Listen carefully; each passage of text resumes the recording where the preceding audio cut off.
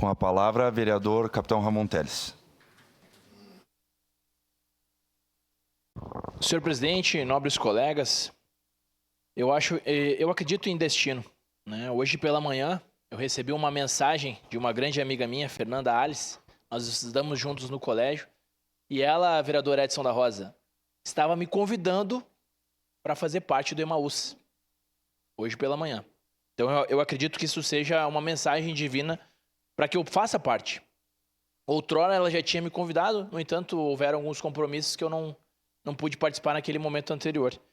E como eu vi aqui que vai ser só pro ano que vem, né, essa comemoração dos 50 anos, o jubileu, né, dessa importante ferramenta que é o Emaús, ano que vem eu já vou poder fazer parte como membro, né?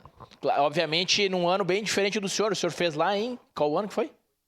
83, né? Eu estou fazendo agora em 2025, alguns anos depois, mas eu acredito que os princípios são os mesmos, porque é o mesmo livro que nós iremos estudar, né? Esse livro está há tantos séculos e séculos que nós estamos estudando, então acredito que são os mesmos valores. Parabéns por ter trazido essa homenagem a essa instituição, que é uma instituição que auxilia muito os jovens da nossa cidade. Muito obrigado, presidente.